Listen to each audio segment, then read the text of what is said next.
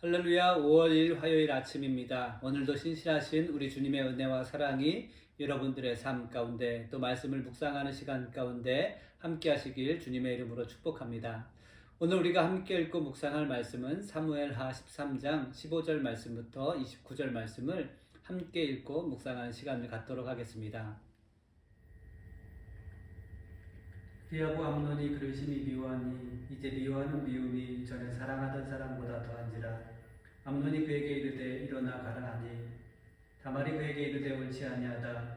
나를 쫓아보내는 이 큰 악은 아까 내게 행한 그 악보다 더하다 하되 암논이 그를 듣지 아니하고 그가 부리는 종을 불러 이르되 이 계집을 내게서 이제 내보내고 곧 문빗장을 지르라 하니 암논의 하인이 그를 끌어내고 곧 문빗장을 지르니라.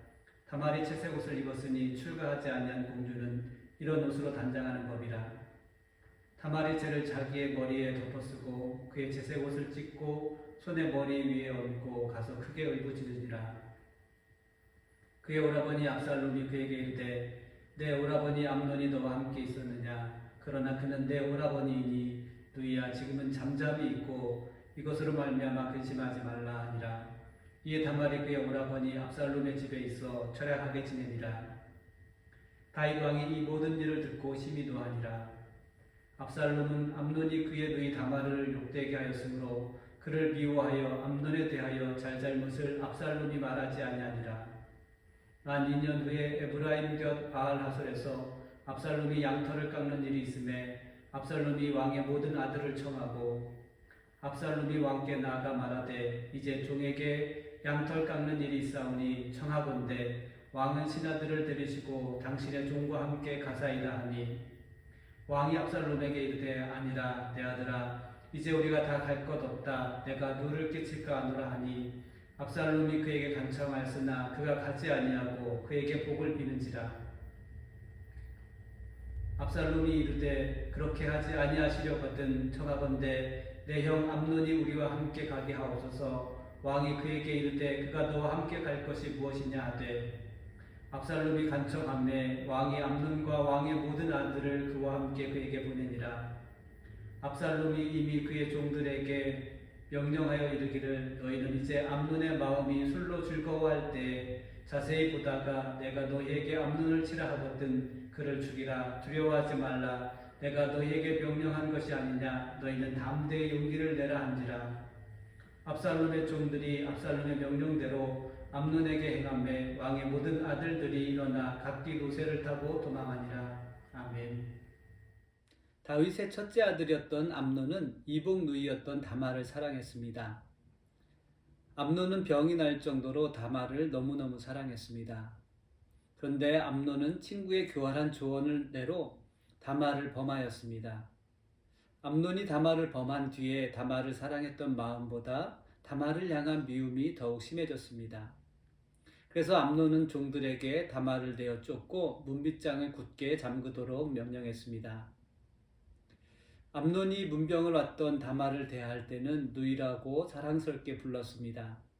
그러나 다말을 쫓을 때에는 계집이라고 부르며 그를 무시하고 쫓아내어 버렸습니다. 암논의 마음이 얼마나 교활한지를 알 수 있습니다. 암논이 다말을 대하는 모습은 사랑이 아닌 미치광이의 정욕에 불과한 것이었습니다. 다말을 향한 암논의 사랑은 진실한 사랑이 아니라 병적인 집착이었던 것입니다. 암논은 자신의 욕망에 눈이 멀었던 것입니다. 이처럼 암논의 마음처럼 사람의 마음은 하루에도 몇 번씩 바뀌기도 합니다. 오늘 좋았던 것이 내일은 싫어지기도 합니다. 그래서 말씀대로 살아가려는 우리의 삶에 가장 큰 걸림돌은 암논 같은 변덕스러운 마음일 것입니다. 오늘 마음의 결단이 내일 바뀌기도 합니다. 그래서 우리는 늘 성령의 도우심이 필요합니다. 성령께서 늘 우리 마음을 굳게 붙잡아 주셔야 합니다. 암논처럼 죄를 짓게 된 마음의 문이 굳게 닫히게 됩니다. 누구도 마음의 문을 열지 못하도록 빗장을 지르고 있습니다. 굳게 닫힌 마음의 빗장이 우리 주님의 음성을 듣고 열려지게 되기를 주님의 이름으로 축복합니다. 성령께서 정욕으로 가득한 마음을 회개할 수 있도록 은혜를 주실 줄 믿습니다. 정욕을 이루기 위해 교활한 지혜를 따르지 않고 날마다 순결한 마음으로 주님의 말씀을 더욱 사모하는 그런 삶이 되시기를 기도합시다. 암논의 파렴치한 죄로 인해서 다말에게는 씻을 수 없는 상처와 고통을 남기게 되었습니다. 그런데 다말을 대하는 다윗의 태도는 어정쩡하기만 합니다. 다윗은 암논에 대해서 분노한 것밖에는 없습니다. 다윗은 다말의 고통에 대해서 철저히 외면했습니다. 다윗은 암논의 죄를 조용히 묻기로 했던 것입니다. 그러나 죄는 덮고 묻어둔 것으로 해결할 수 없습니다. 오히려 죄를 쌓아갈 뿐입니다. 그렇게 쌓여진 죄는 죄에 대해서 무뎌지게 하고 죄를 덮기 위해서 더 큰 죄를 지어 임시 방편으로 해결하려고 하는 것입니다. 그뿐 아니라 죄를 덮으려는 다윗의 결정은 죄에 대해서 회개할 수 있는 기회까지도 묻혀지게 만들었다는 것을 우리는 깨달아야 합니다. 여러분, 우리는 누구든지 죄를 범하고 죄악에 빠질 수 있습니다. 죄를 범했을 경우 회개할 기회를 주는 것은 그를 책망하기 위한 것이 아닙니다. 죄를 회개할 수 있는 기회를 통해서 우리의 연약함을 깨달을 수 있는 그러한 기회로 삼아야 합니다. 그리고 우리 주님께서 죄인들을 긍휼히 여기셨던 것처럼 긍휼한 마음으로 함께 회개하는 기회로 삼아야 하겠습니다. 조용히 죄를 덮고 지나가려는 다윗의 결정으로 또 다른 죄를 낳게 되었다는 것을 우리는 알 수 있습니다. 다말의 이야기를 듣고 다윗이 아무런 조치를 취하지 않자 다말의 오라비였던 압살롬은 다말의 복수를 위해 암논을 죽이려는 계획을 세웠습니다. 압살롬은 다말의 복수를 위해 자신의 계획을 강경하게 밀고 나가는 모습도 보이게 됩니다. 다윗도 어쩔 수 없이 암논과 다른 왕자들을 축제에 보내게 되었습니다. 압살롬은 자신의 계획을 한치의 망설임도 없이 실행에 옮겨 나아갔습니다. 압살롬은 암논이 저항하지 못하도록 그를 술에 취하게 만들었습니다. 압살롬은 2년 동안을 기다렸던 누이 동생의 수치에 대해서 복수하게 되었습니다. 한 사람의 그릇된 욕망에서 시작된 죄의 불씨가 죄의 화마가 되어서 한 가정을 삼켜버리게 되었습니다. 사랑하는 성도 여러분, 암논의 사건을 통해서 볼 수 있듯이 개인의 욕망은 작은 실수나 일탈 정도로 가볍게 생각하지 마십시오. 우리의 속사람을 욕망에 내어주지 마십시오. 성령에 붙들린 삶이 될 수 있도록 날마다 겸손하게 은혜를 구하십시오. 암논과 압살롬 같은 모습은 아닐지라도 때로는 우리의 욕심 때문에 이웃이나 형제 자매들을 힘들게 하고 고통스럽게 했습니다. 나의 정욕 때문에 이웃에게 고통을 안겨주었던 것을 회개할 수 있어야 하겠습니다.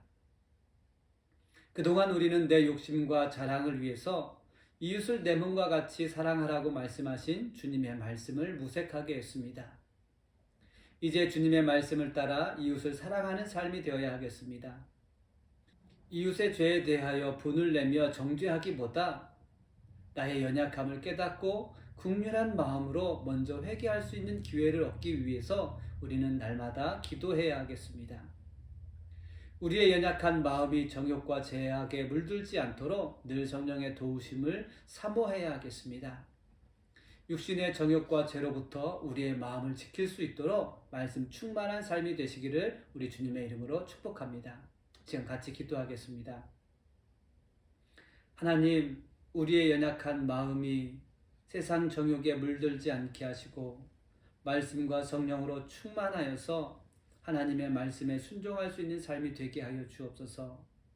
이웃의 죄 때문에 화를 내거나 분을 내지 않게 하시고 겸손히 우리의 연약함을 돌아보며 하나님의 긍휼함을 구할 수 있는 은혜를 허락하여 주옵소서. 성령님, 오늘 우리에게 회개할 수 있는 마음을 주시고 다시 한번 하나님 말씀에 붙들림 받은 삶이 될 수 있도록 우리를 인도하여 주옵소서. 감사하며 예수님의 이름으로 기도드렸습니다. 아멘.